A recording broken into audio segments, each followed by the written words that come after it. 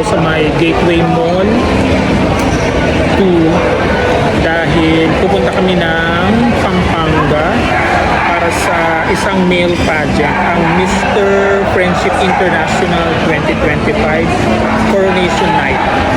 Bale, meron pa ako mga 30 minutes bago i-meet yung mga pageant media. Bali, sagot ng organization yung van namin papunta doon. Mr. Friendship International Philippines 2025 pala yung pupuntahan ko. Pang Pilipinas lang. Papunta na ako sa meet-up place naming mga pageant media. Floral tayo ngayon. Ito na yung mga kasamahan kong pageant media waiting for our van. Papuntang Angeles City, Pampanga. A few moments later.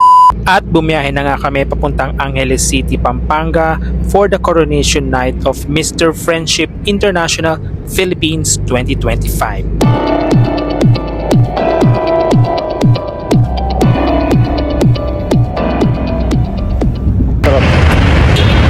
Stopover uli kami. Yung mag-J, Mama Edge. Dito pala kami sa Mexico, Pampanga uli. Na stopover na namin to dati. Bumiyahe na kami pa Angeles City. Ayan, dito na kami sa isang university sa Angeles, Pampanga. Dahil dito gaganapin ang Mr. Friendship International Philippines 2025. Ready na kami mga pageant media mag-cover ng male pageant dito. So dito kami sa Systems Plus College Foundation.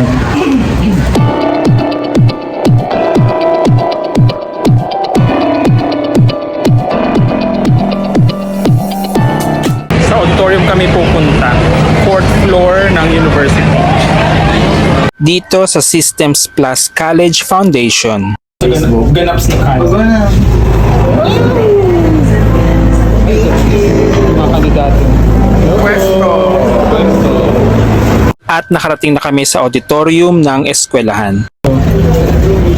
Dito kami sa loob ng auditorium.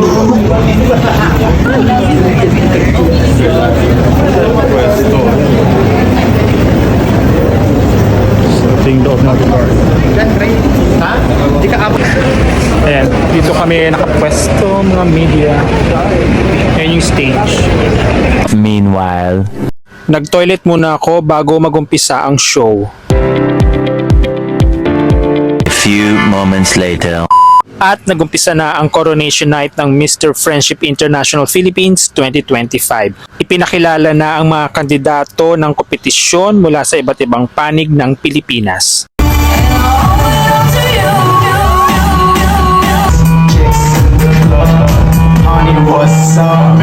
Muling lumabas ang lahat ng kandidato para sa swimwear competition.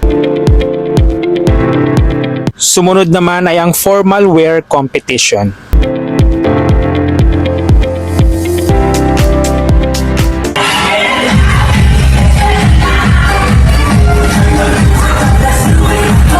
Napili na ang top 15 semi-finalists at naglaban-laban sila suot ang Philippine traditional attire.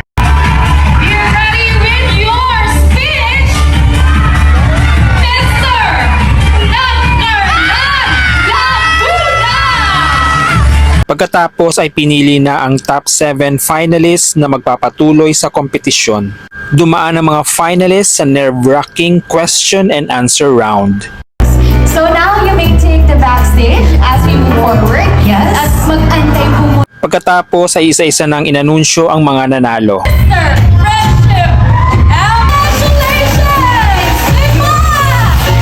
Nanalo bilang bagong Mr. Friendship International Philippines 2025 ang pambato ng Lipa City na si Kurt Michael Aguilar. Congratulations din sa ibang mga nagwagi. A few moments later. Maagang natapos ang finals kaya nakapag-dinner pa kami. Okay, after ng event, lalapang na kami dito sa Andreas. Dito pa rin sa loob ng campus. Dito din magaganap ang press conference ng mga nanalo pagkatapos namin kumain. Laps na kami. Hindi mo talaga mapipis ang lahat. Ayan at pumila na kami dito sa Andreas Restaurant para makakuha ng pagkain.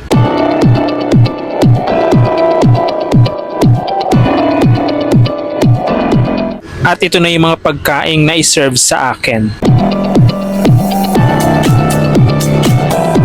Kain na po tayo.